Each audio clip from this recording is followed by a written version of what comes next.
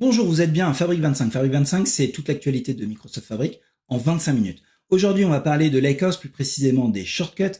On va parler également d'un gros morceau, les Fabric User Data Function. On parlera également un petit peu de warehousing avec quelques nouveautés dans le langage SQL. On parlera aussi un petit peu de sécurité avec la protection des données. Et enfin, on terminera avec quelques nouveautés autour de Real-Time Intelligence. C'est parti.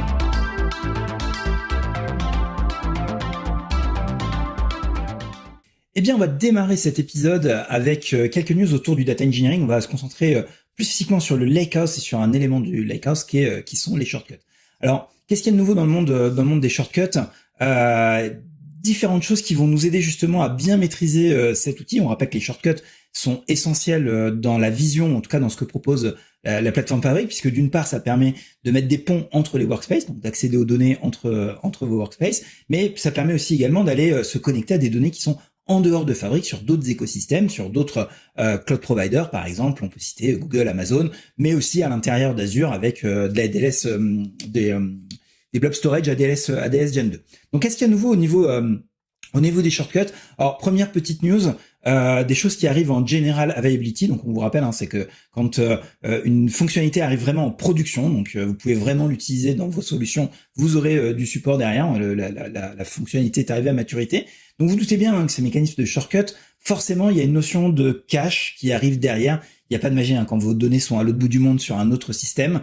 Si on veut un peu de performance, il va falloir gérer un petit peu de cache. Donc la gestion du cache, en tout cas les fonctionnalités de cache arrivent en disponibilité générale dans Fabric. Donc ce qui va nous permettre vraiment de bien gérer ça. Aussi également en disponibilité générale, on a le support de la gateway, puisque ça c'est quelque chose qui est topissime. On peut avoir un shortcut qui va être au-delà des frontières de notre réseau, voire même d'Azure, mais en passant par justement des réseaux privés. Donc pour ça, on va devoir utiliser la gateway. Donc ça arrive vraiment en disponibilité générale. Mais là où ça va plus loin dans les annonces qu'on a eues récemment sur Fabric, c'est la possibilité de gérer les connexions pour les shortcuts. Donc en effet, derrière chaque shortcut et derrière globalement chaque élément qui doit se connecter à une source de données dans Fabric, que ce soit interne ou externe, on a la gestion des connexions, qui est, on le rappelle, au niveau du tenant, c'est un élément qui va être tenant level. Donc on a l'ensemble des connexions qui sont gérées pour le tenant Fabric. Vous avez ça dans le menu, dans la petite roue dentée tout en haut à droite. Là en fait, pour les connexions propres aux shortcuts, on va pouvoir à l'intérieur du lakehouse dans lequel on a créé les shortcuts, puisqu'on rappelle que les shortcuts ne sont créés, on peut les créer que dans les lakehouse. On va avoir justement la possibilité de pouvoir gérer les connexions. On peut d'ailleurs noter qu'on a quelques petites nouveautés au niveau des shortcuts. C'est quand les shortcuts sont internes, donc les connexions c'est pour les shortcuts qui vont être externes à Fabric, mais quand le shortcut est interne, donc je pointe sur un autre lakehouse dans un autre workspace, en fait on n'avait pas la possibilité de pouvoir changer la cible en fait sur lequel le shortcut pointait. Il fallait le supprimer, le recréer ou passer par des API. Là on est pareil dans les interfaces de gestion. Sur un shortcut existant, on va avoir un petit bouton Manage Shortcut, gérer le shortcut, qui va nous permettre de pouvoir gérer ça. Donc on voit bien que les shortcuts qui sont quand même au cœur de Fabric depuis le début sont quand même gagnent un peu en fonctionnalité, en tout cas en moyen de pouvoir les gérer facilement dans Fabric. Comme d'habitude, vous vous doutez bien, chaque fois qu'on a ce type de fonctionnalité, les API arrivent derrière. Maintenant, vérifiez toujours, parce qu'avec les API, il y a toujours les petites conditions générales, les petites limitations qui peut des fois être embêtantes, mais globalement, on a quelque chose qui devient de plus en plus gérable. Mais néanmoins, on avait quand même quelque chose qui, pour le coup, parce que là, on a des facilités de gestion, mais c'est pas des choses qu'on pouvait ne pas faire. On améliore l'administration, mais néanmoins, il y avait quand même une ombre au tableau. C'est quand on voulait faire du CI/CD, donc des process de développement, d'intégration et de déploiement continu dans Fabric, principalement en utilisant les deployment pipelines, donc la fonctionnalité native. En fait, on avait ce souci-là, c'est que le lakehouse est supporté en lui-même. On peut très bien faire passer un lakehouse d'un workspace à un autre, donc le déployer, le faire passer de la dev à la production, par exemple. Mais dès l'instant où il y avait des shortcuts, il fallait recréer ces shortcuts à la main ou par API. Donc il y avait un travail post-déploiement qui était là. Et d'ailleurs, ça emmenait plein de soucis, puisque si vous avez des dépendances à des shortcuts, ça pouvait emmener des bugs. Alors là, Microsoft annonce dans les nouveautés des shortcuts, annonce justement le support du CI/CD. Donc quand on déploie un lakehouse, on va avoir les shortcuts qui vont être déployés déployés en même temps. Alors, j'ai pas testé cette fonctionnalité, mais je vais très vite voir ça sur un projet pour voir si on gagne du temps et si on simplifie finalement tout notre processus de déploiement. Mais en tout cas, pour le coup, ça sur cette gestion des shortcuts et le support de CI/CD, on a une grande avancée.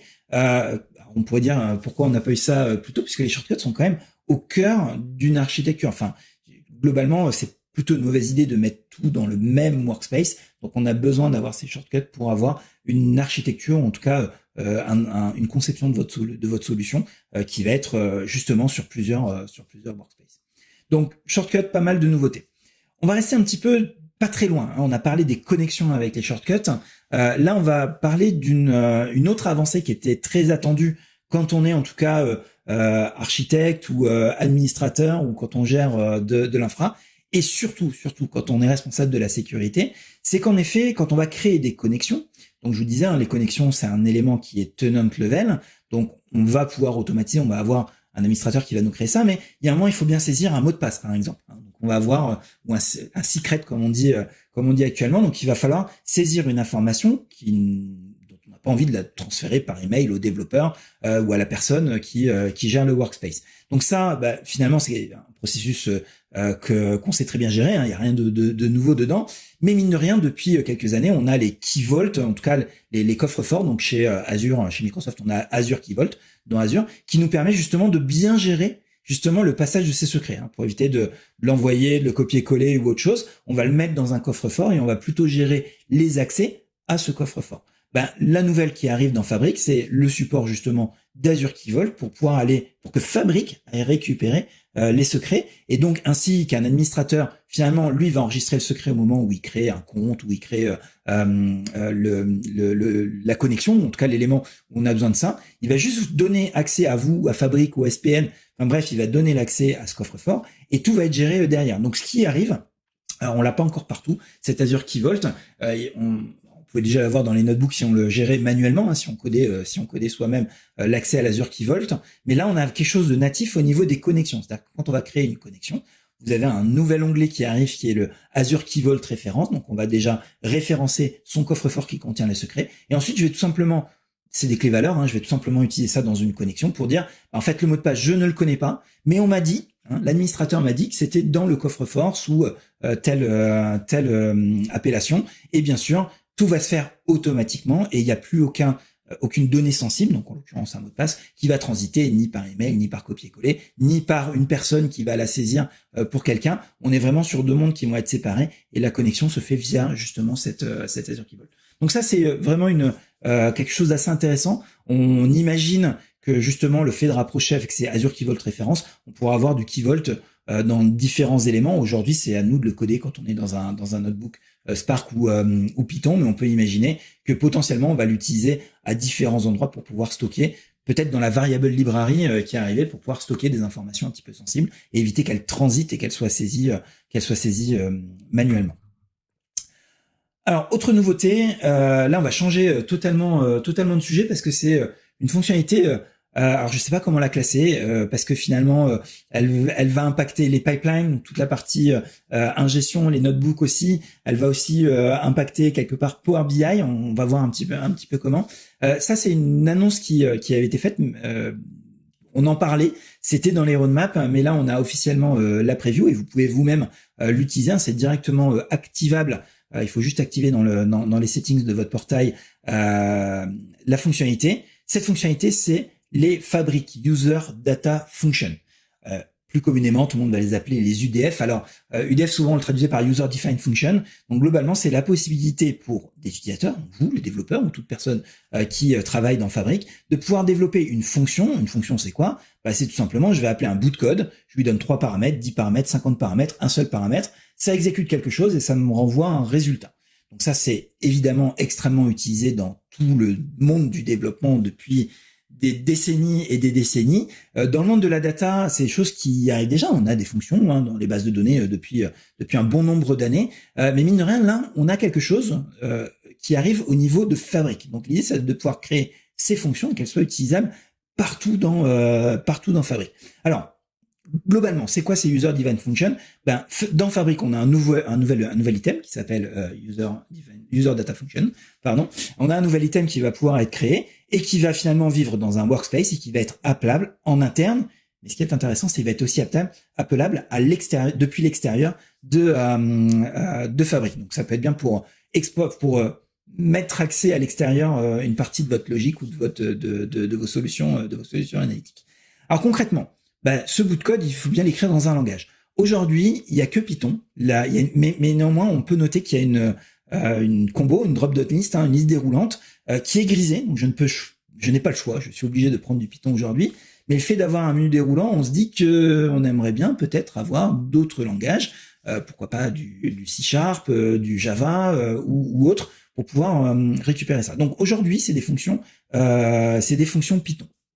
Quand on crée sa fonction, alors il y a quelques exemples qui vous permettent de regarder un petit peu ce qu'on peut faire. Globalement, on va avoir des fonctions qui vont nous permettre d'interagir avec les éléments qu'on va trouver à l'intérieur de Fabric. Alors les éléments aujourd'hui qui sont supportés, donc pour ça on va créer des connexions.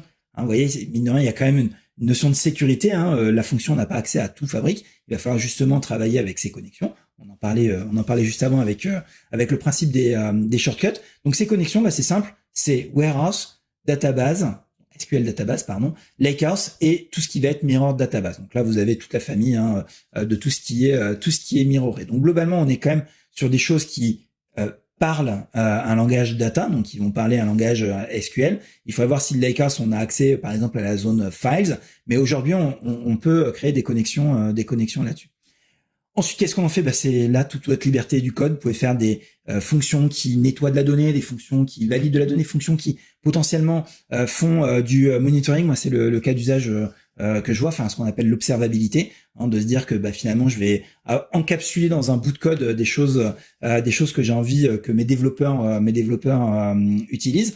Et ensuite, tout simplement, je le mets à disposition. Donc, je vais publier mon endpoint et je vais pouvoir l'appeler. Ce qui est assez intéressant, c'est que dans l'interface, on vous montre comment avoir le bout de code qui va nous permettre d'utiliser ces fonctions. Alors globalement, on vous montre comment on l'appelle depuis un Fabric Notebook, et là on a la lib Notebook Utils qui est justement très utile et qui va nous permettre d'appeler une user defined function. Alors il faut lui donner évidemment dans quel workspace elle se trouve, sur quelle capacité je veux l'exécuter. On voit bien qu'il va y avoir des notions que les architectes vont devoir traiter, c'est où se trouve le compute, comment il va être décompté. Est-ce que je le mets sur une capacité dédiée? Est-ce que je le mets sur celle de mon projet, par exemple, si on a une fonction qui va être commune. On peut l'utiliser. Alors dans le menu, on voit donc le code pour appeler d'un notebook. Mais on voit aussi le code depuis une client application. Donc là, on est vraiment en dehors de Fabric. Vous faites une application qui a besoin d'aller appeler une fonction Fabric qui fait, je ne sais pas quoi, qui va lire des données dans un warehouse, qui va les compiler, qui va faire un calcul, etc., et qui les ressort. Vous pouvez créer vos fonctions. Vous allez me dire, je peux faire ça aussi avec l'API GraphQL, qui est quand même très orienté requêtage. Là, vous avez toute la liberté du code Python que vous allez mettre dans cette fonction. Pas d'avis positif ou négatif sur l'utilisation, mais en tout cas, vous pouvez l'appeler depuis l'extérieur. Et enfin, dernier point, bien évidemment, vous allez pouvoir l'appeler dans vos data pipeline. Donc, vous allez pouvoir appeler ces fonctions et encapsuler ça dans une activité d'un data pipeline. D'ailleurs, il y a un article sur le blog des nouveautés Fabric juste dédié à l'utilisation des user data functions dans les pipelines de données, dans l'expérience l'expérience Data Factory, avec une nouvelle activité qui s'appelle Functions Activity. Donc les cas d'usage, à vous de les trouver. En tout cas, on a la possibilité de factoriser du code pour du code interne, plutôt back-end de gestion de votre solution, ou pour un code plutôt que les utilisateurs vont pouvoir utiliser pour peut-être requêter de la donnée avec une certaine complexité métier. Mais en tout cas, vous avez la possibilité de créer ces fonctions. Et comme tout avec Fabric, c'est simple, ça devient un item. On rappelle que maintenant les items qui arrivent sont compatibles avec les pipelines de déploiement. Il y a des API qui permettent de les gérer, et ça utilise finalement les CU de vos capacités. Donc on respecte bien le côté unifié de la plateforme, sauf qu'on a un nouvel élément cette fois-ci qui va être d'exécuter du code. Pour terminer avec ces user data functions, il y a quand même, donc dans l'annonce, on nous dit où est-ce qu'on peut intégrer ces data functions. Donc évidemment, ça semble logique dans un notebook, ça semble logique dans un pipeline. Il y a la client application externe, donc une application en dehors de Fabric. Mais il y a deux éléments qui sont marqués dans l'article de blog. Le premier, c'est de dire qu'on peut l'utiliser dans un Power BI report. C'est en preview. J'ai pas été creuser le sujet, j'ai pas trouvé beaucoup de documentation là-dessus. Alors, je pense que ça n'a rien à voir avec Marc Rousseau avait fait une annonce en fin d'année dernière comme quoi des user data function DAX arrivaient. Alors, est-ce que c'est les mêmes, mais il y aura un nouveau langage et donc on va pouvoir les utiliser? Je ne sais pas. Pour moi aujourd'hui, tel qu'on les fait avec ce côté Python, je pense que c'est pas la même chose. Mais donc, je suis assez curieux de voir comment on va pouvoir les utiliser dans Power BI Report. Petit indice, si vous vous rappelez, on avait eu, alors pas à la dernière Fabric conférence, mais lors de l'Ignite, il y avait ce qu'ils appellent un sneak peek. On avait les Translytical Apps et justement on montrait, disant, imaginez, on a une petite fonction qui permet de mettre à jour des données et imaginez, on rajoute un bouton dans Power BI et puis on peut appeler cette fonction. Ça, je suis pas au courant d'une private preview, de test ou d'autres choses. Mais potentiellement, ça pourrait ressembler à ça. Donc, on va voir, à suivre, si on trouve des informations. Évidemment, on sera les premiers à vous en reparler, soit ici dans Fabric 25, soit au club Fabric lors d'une session. Et le deuxième point où on peut utiliser les user data function, c'est évidemment le data warehouse en utilisant du Transact SQL. Donc, finalement, de pouvoir appeler une fonction. Tous les DBA SQL Server se rappelleront quand la CLR est apparue dans SQL Server. Est-ce que c'est une bonne idée, une mauvaise idée? Mais quoi qu'il en soit, la fonction pourra être appelée depuis une procédure stockée puisqu'elle pourra être appelée depuis le Transact SQL. D'autres petits points sur les data functions pour conclure un petit peu ce sujet sur les user data functions. La possibilité de mettre ce qu'on appelle les private library.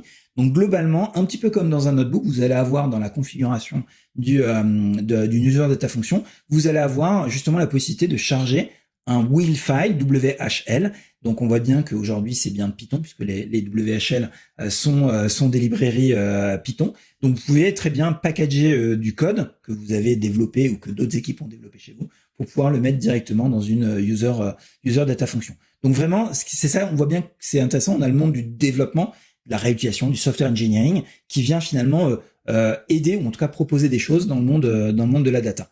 Et justement, pour conclure la boucle avec tout ça, finalement, c'est que dans Visual Studio Code, on va nous proposer une expérience pour pouvoir développer et débugger les user data functions, parce que aujourd'hui, on a juste un éditeur qui va se trouver dans le portail Fabric, ce qui est peut-être pas forcément l'idéal pour travailler, pour débugger quand on fait des choses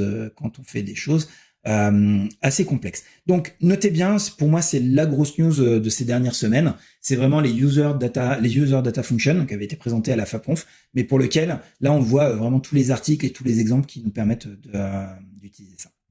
Allez, maintenant on va traiter plein de news un petit peu plus rapidement parce qu'elles sont moins importantes ou en tout cas elles sont plus informatives. On va rester sur VS Code puisque on en parlait pour les user data function.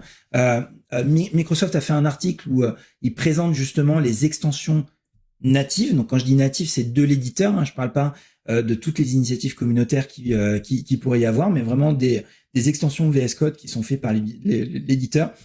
Donc tout ça arrive. Pour Fabric, vous en avez différentes. Évidemment, il y a celle de Fabric, mais on voit que d'autres arrivent pour justement travailler sur les fonctions, ou pourquoi pas travailler sur les notebooks. Donc Microsoft travaille vraiment à l'expérience des développeurs pour qu'ils puissent développer avec leurs outils du quotidien. Je dis pas que c'est mieux, je dis pas que c'est moins bien, mais en tout cas leurs outils du quotidien, et VS Code reste quand même une locomotive en la matière. Allez, on parle un petit peu de warehouse.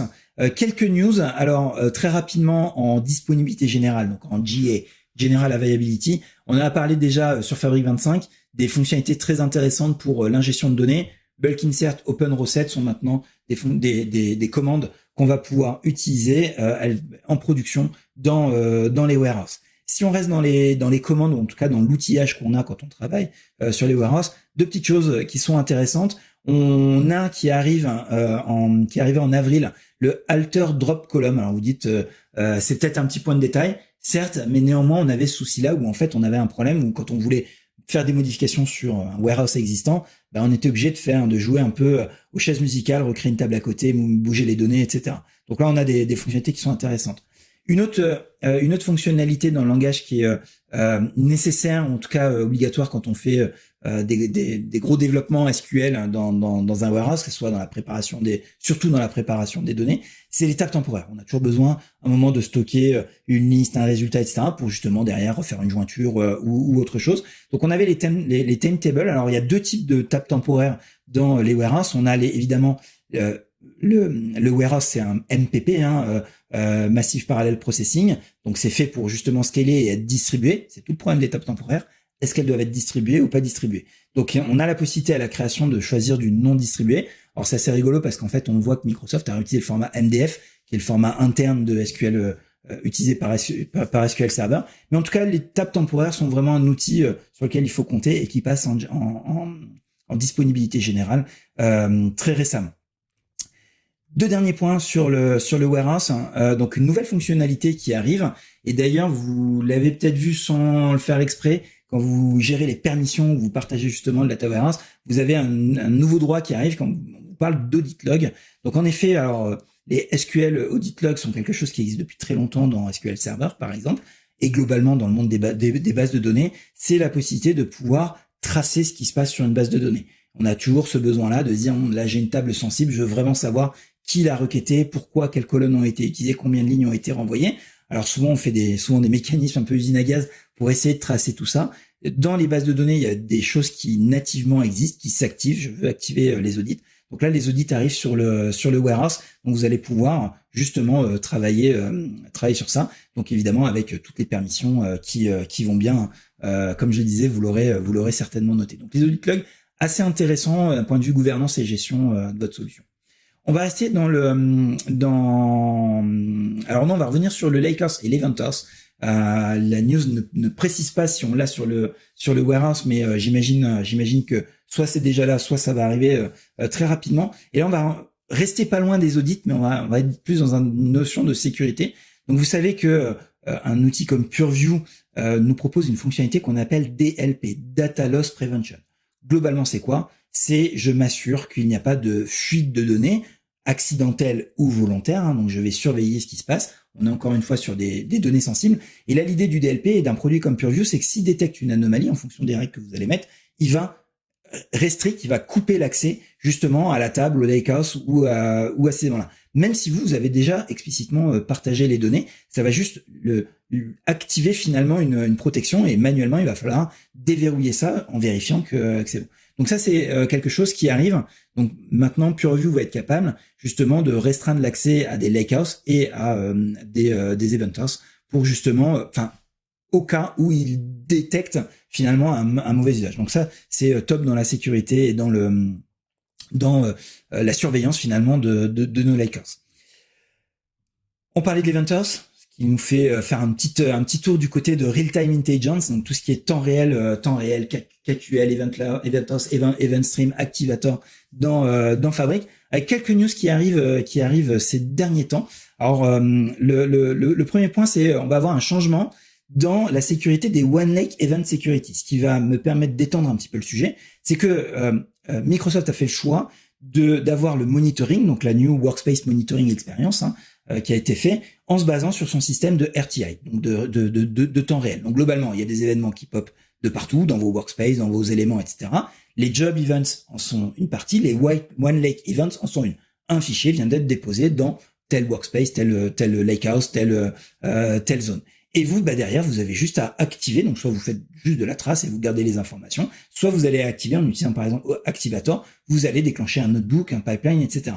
Donc, Microsoft nous le rappelle parce que, mine de rien, on avait un peu oublié ça. Alors, faut dire, la première version qui avait été livrée ne marchait pas très bien au tout début de Fabric. Donc, Microsoft nous rappelle, c'est un super outil pour justement faire un petit peu soit du monitoring, donc déclencher, j'en sais rien, l'envoi d'un ticket à votre service support s'il y a un pipeline qui failed, ou tout simplement quand un fichier arrive de pouvoir déclencher l'intégration avec un notebook. Donc tout ça, c'est le système d'événements. Donc on a quelques modifications dans la sécurité des OneLake, et Microsoft nous rappelle dans son blog aussi également qu'on peut utiliser le monitoring qui va bien. Et deux dernières news, et on terminera cet épisode de Fabrique 25 avec ces deux news-là dans le monde temps réel. C'est évidemment la possibilité d'avoir des nouvelles sources. Donc Microsoft annonce l'EMQTT. Alors il y a aussi le produit Solas, mais globalement on voit bien que Microsoft drague un petit peu tout ce monde un peu industriel, un peu IoT, qui est très événementiel avec ce standard qui est MQTT, qui va permettre de pouvoir récupérer ces sources directement dans Fabric RTI, Real Time Intelligence, pour pouvoir en faire finalement des reports, de l'analyse, une solution analytique. Et le deuxième, c'est tout simplement le CDC avec PostgreSQL. Il y a tout un article qui réexplique comment on peut bien bénéficier et se connecter à une base de données PostgreSQL avec le CDC Connector qui est directement natif dans Fabric Real Time Intelligence. C'est tout pour aujourd'hui, 25 minutes d'infos autour de Fabric. Je vous donne rendez-vous au prochain numéro. Merci.